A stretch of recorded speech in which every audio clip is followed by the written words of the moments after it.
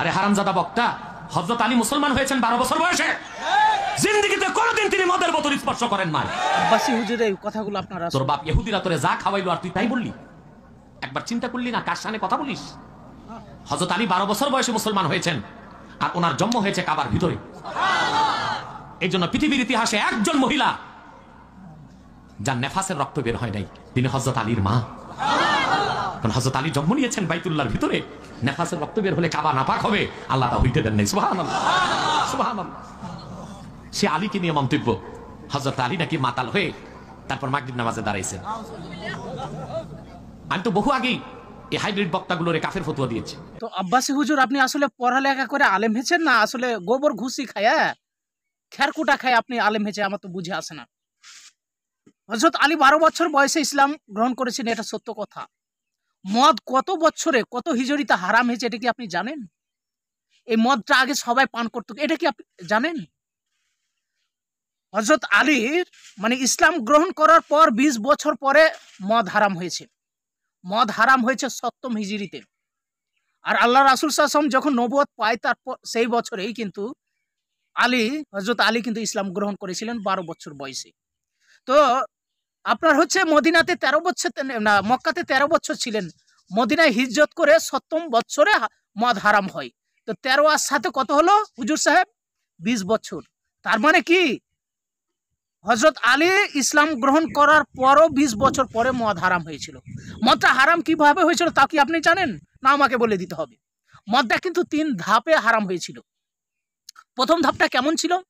যখন সমাজের মানুষ আল্লাহ রাসূলকে বলল যে মদ সম্পর্কে কিছু কথা বলুন, তখন তিনি বললেন যে মদ উপকারীর চাইতে মানে ক্ষতির দিকটা বেশি, এটা না পান করাই ভালো।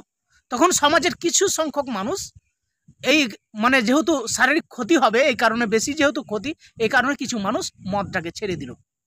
মদের যারা মদ পান করত এরকম সংখ্যা কিন্তু আসলে তখন কমে গেল। পরবর্তীতে কি হলো যে তোমরা মদ খেয়ে নামাজের ধারে কাছে এসো না, তখন আরো কিছু সংখ্যক লোক কমে গেল, মানে মদ খাওয়ার লোক তখন আরো কমে গেল।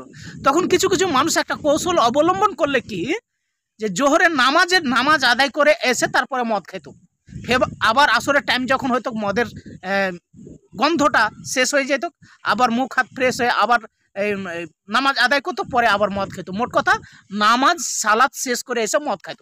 এই কৌশলটা অবলম্বন করলে পরবর্তীতে আল্লাহর পক্ষ থেকে সরাসরি মদ হারাম হয়ে গেল। মদ হারাম হওয়ার সাথে সাথে যত মানুষের বাড়িতে মদ ছিল সেই মদ ঢেলে দিলে রাস্তায়, মানে বন্যার মতন, বন্যা হয় না, বন্যার মতন রাস্তা দিয়ে মদ প্রবাহিত হলো। তো মদটা হারাম হয়েছে 7ম হিজরিতে। তো তার আগে তার মানে এই কথা দ্বারা আপনারা কি বুঝছেন যে তখন মুসলমানরাও মদ খাইত, যেহেতু তখন মদ হারাম ছিল না। হারাম যে জিনিস হারাম নাই সেটা তো পান করতে পারি, এটা স্বাভাবিক ব্যাপার। আমরা যে এখন পানি পান করছি, আরো কত কিছু পান করছি, এটা তো এখন হালাল বলে পান করছি। তো তখনকার প্রেক্ষাপটটা আপনি চিন্তা করেন, মদটা যেহেতু তখন হালাল ছিল, মানে হারাম যেহেতু ছিল না, তো সেটা পান করতে তো পারে হযরত আলী, এটা অবাক হওয়ার তো কিছু নাই। হারাম হওয়ার সাথে সাথে সাহাবা একরাম কি করেছে, ঘর থেকে যা মদ ছিল মদের পাত্র গালকও ভেঙে চারমুচার করে দিয়েছে। এমনকি কেউ মদ খাইতে ছিল এমন সময় ঢোল পিটানো হয়েছে, মানে সংকেত দেওয়া হয়েছিল যে মদ হারাম করা হয়েছে। আল্লাহর পক্ষ থেকে আয়াত নাজিল হয়েছে, রাসূল সাল্লাল্লাহু আলাইহি ওয়াসাল্লাম ভাষণ দিয়েছে। তখন মানুষ টুটিতে মানে এই টুটিতে আঙ্গুল ভরে বমি করে ফেলে দিয়েছে। তো সাহাবা ইকরামের বিশ্বাস আকীদা এটা ছিল, তারা যেটা আল্লাহর পক্ষ থেকে হুকুম হয়েছে সাথে সাথে মেনেছে। তো আপনি যে এই কথা বলে আপনি মিজানুর রহমান আজহারিকে আজে বাজে কাফের ফতোয়া এই যে বক্তব্য দিয়েছেন, এটা যদিও বক্তব্যটা অনেক আগের, কিন্তু আসলে আমার চোখে আজকেই পড়েছে, এই জন্য আমি দু একটি কথা বলছি। তো এসব বক্তব্যের জন্য আপনাকে হুঁশ করা দরকার, পড়াশোনা করা দরকার, আপনাকে রিয়ালিটি মানতে হবে যে আসলে মদটা কত বছর মানে কত হিজরিতে হারাম হয়েছিল এবং হযরত আলীর ইসলাম গ্রহণ করার পর কত বছর পর মদটা হারাম হয়েছিল। আপনারা যদি এই ধরনের কথা বলেন বোকার মতন, আসলে আপনি পড়াশোনা করে কথা বলেন না রাগে আরেকজনের উপরে রাগ ঝেড়ে দিয়ে কথা বলেন, আমার তো বুঝেই আসে না। এই ধরনের কথাবার্তা আসলে বন্ধ করা উচিত। পড়াশোনা করেন, আগে পড়াশোনা করে জানেন আপনি কতটুকু আপনি জ্ঞান জানেন, আর এটা আমার ধারণা করা হয়ে গেছে। আপনি কোরআন হাদিস কিছু জানেন, বক্তব্য মঞ্চে উঠে খুব বক্তব্য দেন, এতে মানুষ খুব ভালো মানুষ, কিন্তু আসলে জ্ঞান অর্জন করতে হয়।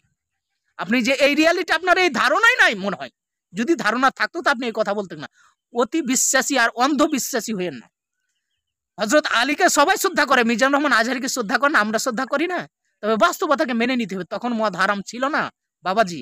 সব কথাতে আপনি হুট করে কাফের ফতোয়া দিচ্ছেন, আর এই কাফের ফতোয়া দেওয়া কিন্তু আপনার স্বভাবটা ভালো নয়।